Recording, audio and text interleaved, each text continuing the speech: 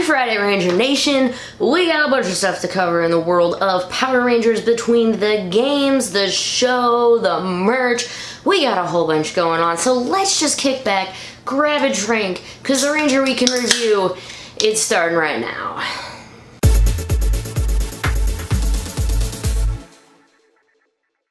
Hey everyone, Ranger Liz here, coming at you with the Ranger Week in Review. I take everything that happens in the world of Power Rangers, put it in a nice little package for you on a Friday so you can sit back and just get caught up from anything that happened in the week. Let's get started with just Ranger in general news. We unfortunately start on a sad note. Rwir, who played the suit actor for Ferbus, you probably recognize him as Mini-Me from Austin Powers, and he was definitely a regular on the con circuit. He passed away.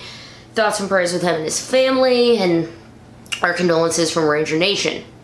In comic news, boom, we had some new stuff already this week. We have the 2018 annual, and you're wondering, what is the annual? It's a lot of short stories. Just imagine little one-shots by guest artists, guest writers, but they still tie into the story. If you can't get it at your local comic book store, I know some people were out very quick, some people had a lot, but if you're not having any luck, check out the links below because Comixology or Boom Studios will have you covered on that. I have not read it yet, so there won't be a quick review on it or anything. As soon as I do get a chance to read it, i.e. probably after getting done posting both of these, then I will get a chance to read them, and I would like to do a review on them as well. I did a review on issue 26 of Power Rangers, so check out the links below if you want to see what that one is. Also, the reprint of Mighty Morphin Power Rangers number 25 is out if you would like that awesome variant cover. I think I need that one too. If you're still drooling over the Shattered Grid trailer, and I mean, who isn't, JDF posted another behind-the-scenes look, and this one is more about kind of construction. It's less a vlog on his end, but more about the construction of how it went. It's pretty cool. Take a look on JDF's official YouTube channel if you'd like to see that. Moving on to Hyperforce. It's over. It's over. They had episode 25. And that was it. Spoiler, the very, very short version of Hyperforce news for those of you who don't want to stay for the full review. 1, buy their merch. See? These, they look awesome. There will be links below sending you to them. Go buy them. That burrito shirt is going to be in my closet. It is so gorgeous. Buy their merch is what I'm saying. Malika had an amazing cosplay of Rita Repulsa, and it was done by Stella Chuu. Major shout outs to her. Check out the links if you'd like to see more of her work, to go to her page. Go give her some love. What she did was amazing. And if you liked that staff that she had, Stella Chuu did a 3D printed staff. That's right, that is 3D printed. And if you want to buy that staff design, I think it's like $30 maybe, $20-$30. Check out the link below on her Etsy store and you can pick it up. Oh, also those Hyperforce shirts, they're like $28 a piece, so go give Hyper RPG some love, please, please. Hashtag Hyperforce Season 2. Also, there was no Season 2 announced, I guess I should say. That was it. There was an announcement at the end and it was the shirts, which are really cool, don't get me wrong. But I did, and if you guys listen to my Hyperforce review from this week, or follow me on Twitter, I posted on Tuesday night that if they don't give us a Season 2, or they don't announce it, and they end it on a cliffhanger, we riot. I'm still looking into riot supplies. It's mainly the pitchforks and the permits, the torches. Then we gotta figure out what state we're gonna do it in. Look, there's a lot of logistics, but we'll riot at some point for Hyperforce Season 2. Maybe we'll do it at like PMC or something. Maybe they'll announce Season 2 before PMC. Okay, let's get into the actual review so I can just put my phone down at this point because we finally did find out who the mastermind, who was the person behind all of this. I guess maybe we should start with where I say, when last we left our heroes. Thrax had exploded. Kaboom, the T-Wave. Rita and Zed were like, deuces. They left. We left Andros, Jim, Aisha, Merlin, and Lena Song to fight everyone else that was basically left at the most evilest dinner party ever. The Rangers go in pursuit of Zordon, where Chloe hears a voice saying, I'm in that one! And, okay, cool, yeah. So they followed her instinct, and they were like, well, you know, you destroyed the Chrono Aurora because you listened to this, which is just a whole nother can of worms. There's going to be, I promise you, it may not be next week, it might not be next month, but I'm going to do a show about all of the crap, all of the loose ends and everything we need to tie up in #Hyperforce Season 2. They followed Chloe's voice in her head. Right, voice in me head. And then they go onto a ship. Now it's an Alliance ship, but it used to be a Time Force ship. And so they know kind of the schematics, and they swoop in. They go to drop in. The Rangers split, and this is where it's a classic, man. It was a classic way to end a superhero show. And I'm not going to say just Power Rangers because it's superhero. Every Ranger got to go into their own room.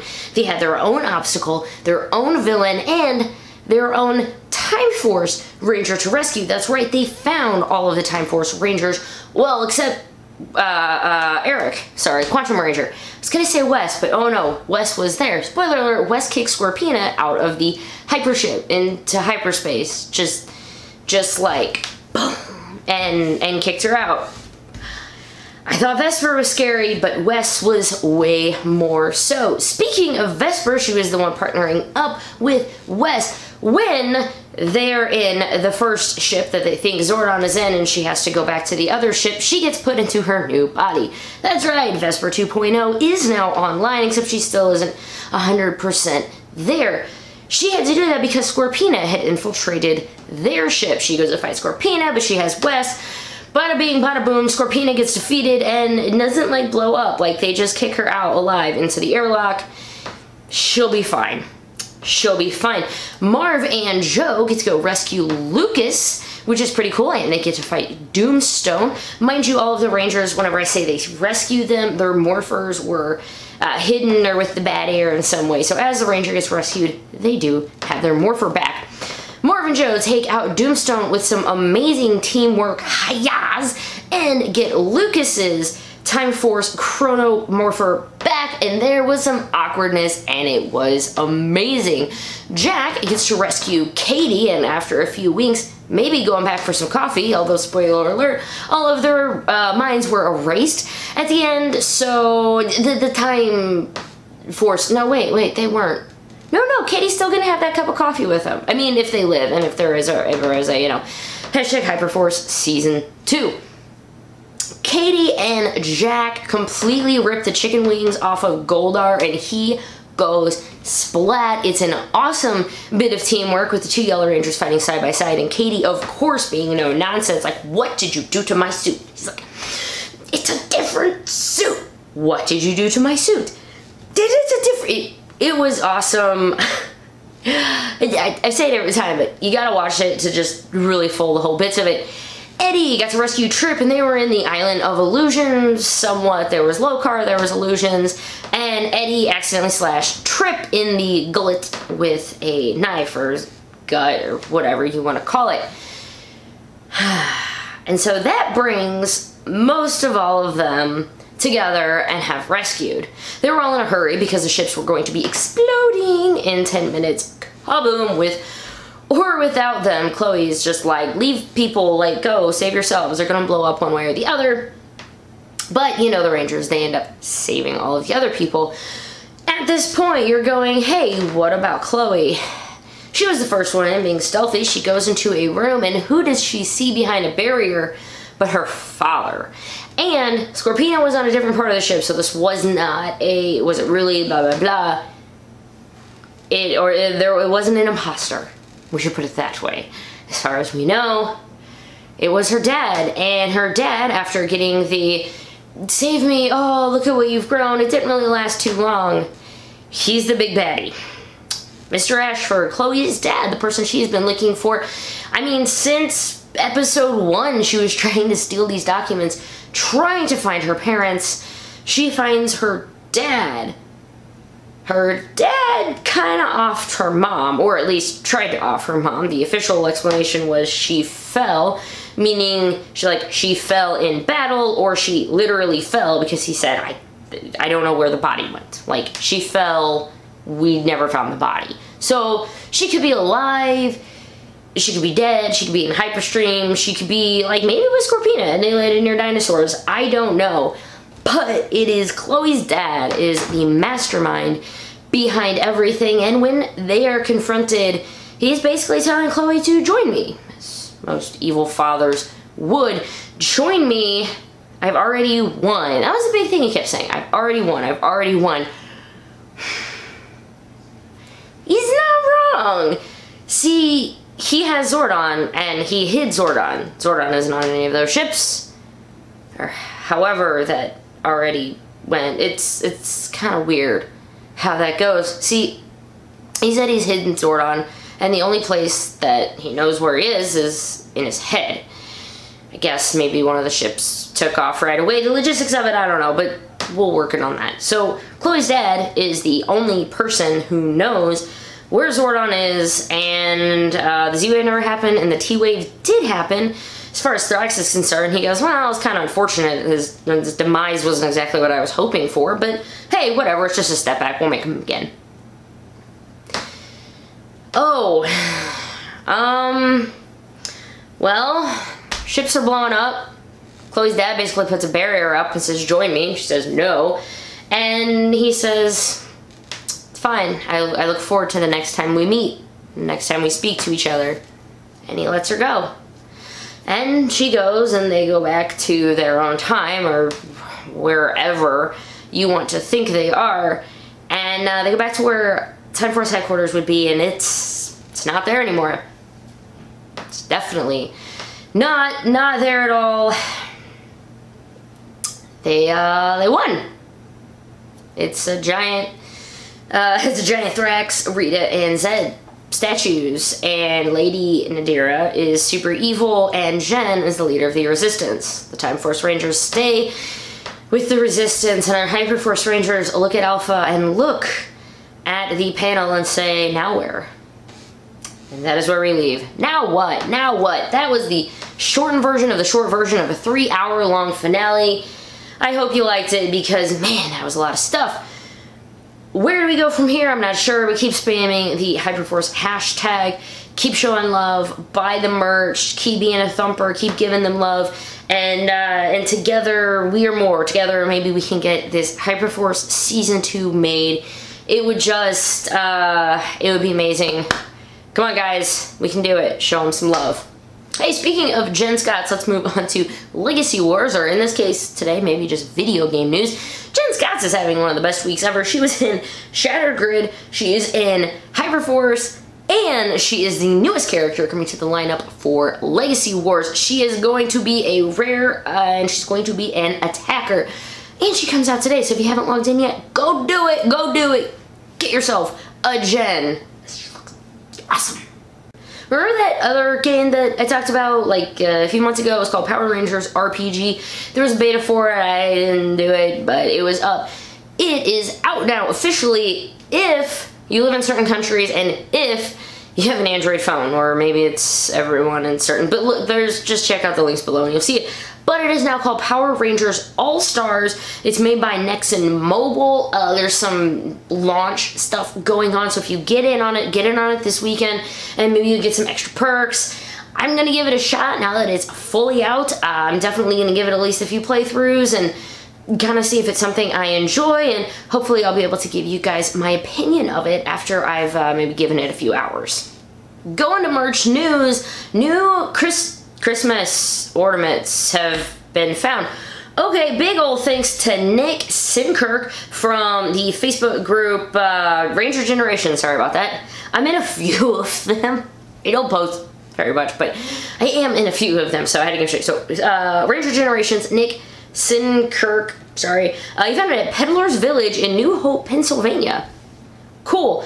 I guess it's a Christmas store, and they were there. So perhaps the rest of them will be coming next year. Remember, we did have the green and pink ranger, so adding on red and yellow would be cool. He did not see black or blue.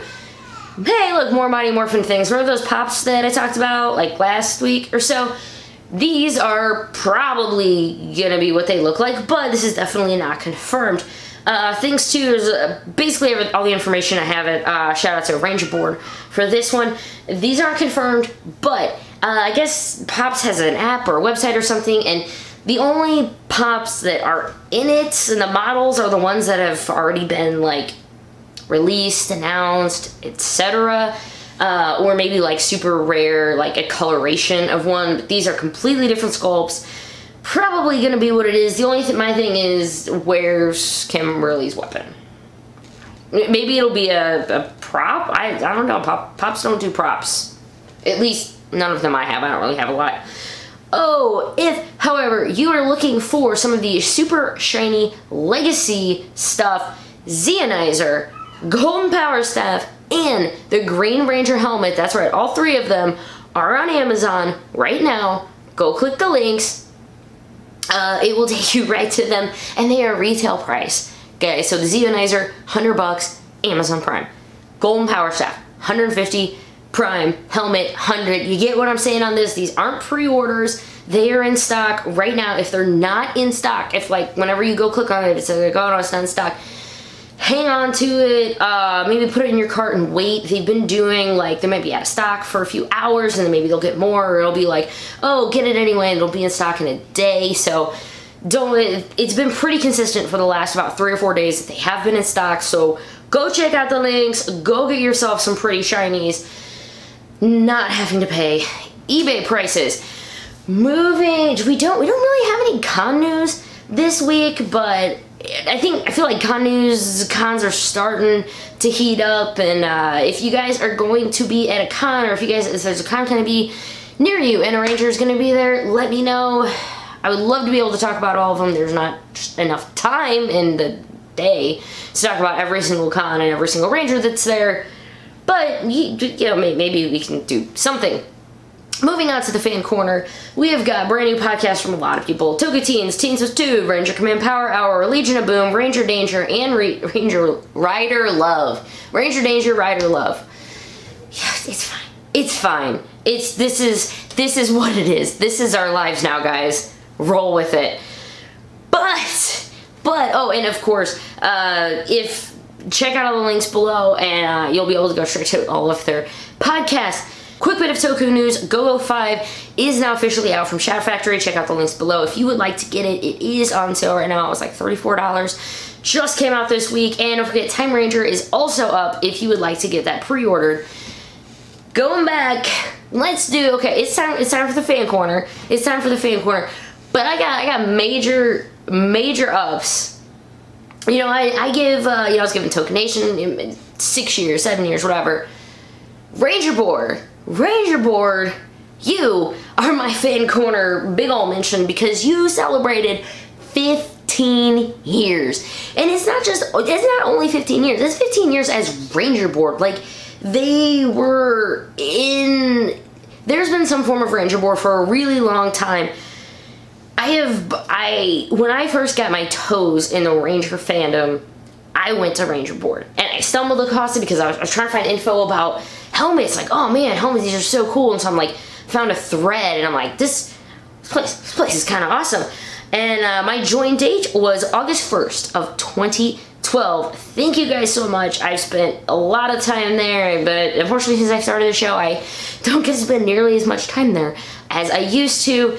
Ranger Board is, it's just if you want to talk to other Ranger fans, not like getting lost as much in a Facebook group. There's something to be said for message boards still. Thank you so much for still being there for us. And, you know, I should probably check my VIP suit status to see when that expires. I'm gonna get banned. Anyway, that's been fun, guys. I hope you have had a blast. That has been the Ranger Weekend Review. I'm getting really close to 1,000 subs, so if you would hit that sub button, it would mean so much to me. Check out the notes below. It'll cover everything that I did, including if I had forgotten anything, the notes will still be below. My name is Ranger Liz. I hope you guys have a fantastic weekend, Ranger Nation, and I will see you at the next video.